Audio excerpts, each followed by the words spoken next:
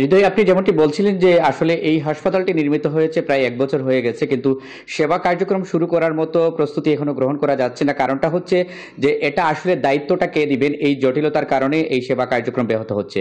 যে civil surgeon বা বিভাগীয় স্বাস্থ্য অধিদপ্তর, উসমানী মেডিকেল কলেজ, উভয় কর্তৃপক্ষকে কিন্তু তারা চিঠি দিয়ে জানিয়ে দিয়েছেন, যারা আসলে এটা নির্মাণ করেছেন, গণপূর্ত বিভাগ। কিন্তু মূলত এই ৩টি বিভাগের কেউ এই দায়িত্বটি গ্রহণ না করায় এই স্বাস্থ্যসেবা কার্যক্রম প্রদানে বিলম্বিত হচ্ছে।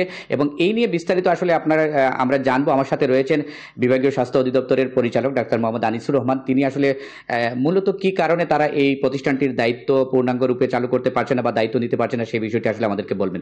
একটু যদি বলেন যে এই যে হসপিটালটা নির্মাণ হচ্ছে প্রায় বছরখানেক হয়ে গেছে, কিন্তু পুরোপুরি কার্যক্রম কেন শুরু করতে পারছেন না আপনারা? এখানে প্রতিবন্ধকতা আসলে কোন জায়গায়? আচ্ছা, এটা আমাকে তাহলে প্রথমে বলতে হবে যে এটা ২০১৭ সালে যখন আবু সিনা হোস্টেল মানে মেডিকেল কলেজের একটা হোস্টেল ছিল, এখান থেকে অধ্যক্ষ মহোদয়ের কাছ থেকে এটা দায়িত্ব হস্তান্তর করা হয়। তখন পিডাব্লিউডি যখন কাজ শুরু করে, তখন থেকে কোনো এটাতে নিয়োগপ্রাপ্ত কোনো তত্ত্বাবধায়ক অথবা দায়িত্বপ্রাপ্ত কোনো কর্মকর্তা ছিলেন না।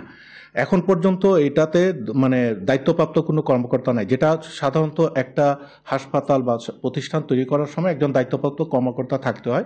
পিডাব্লিউডি যার কাছ থেকে যাকে বুঝাই দিবে সব ডিজাইন বা পারমিশন সব কিছু থাকবে, কিন্তু এখানে কোনো কিছুই ছিল না। ২০২১ সালে যখন স্বাস্থ্য বিভাগ থেকে জানানো হয়, যে মন্ত্রণালয়তে জানানো হয় যে এইখানে একটা হাসপাতাল করার জন্য যে পিডাব্লিউডি আমাদের সাথে কোনো সহযোগিতা করছে না, তখন ওদেরকে বলা হয় যে আমাদের সাথে সহযোগিতা করার জন্য। সেই হিসাবে ওরা আমাদের সাথে তখন থেকে সহযোগিতা করছে, মানে আমাদের সাথে যোগাযোগ করছে। বাট এখন পর্যন্ত এখানে কোনো তত্ত্বাবধায়ক বা নিয়োগপ্রাপ্ত কর্মকর্তা না থাকাতে আমরা এটা নিতে পারছি না। জি, অনেক ধন্যবাদ। আপনি শুনলেন যে আসলে এটার শুরু থেকে আসলে এক ধরনের প্রতিবন্ধকতা রয়েছে, যেখানে তত্ত্বাবধায়ক বা কারো আওতায় যে হাসপাতালটা নির্মিত হবে সেই ধরনের কোনো তত্ত্বাবধান এখানে ছিল না।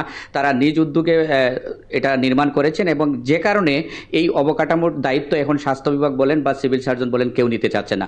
মূলত এই কারণেই ১ বছর ধরে এর নির্মাণ কাজ শেষ হলেও মূলত স্বাস্থ্যসেবা কার্যক্রম থেকে বঞ্চিত হচ্ছেন সিলেটের জনগণ। হৃদয়।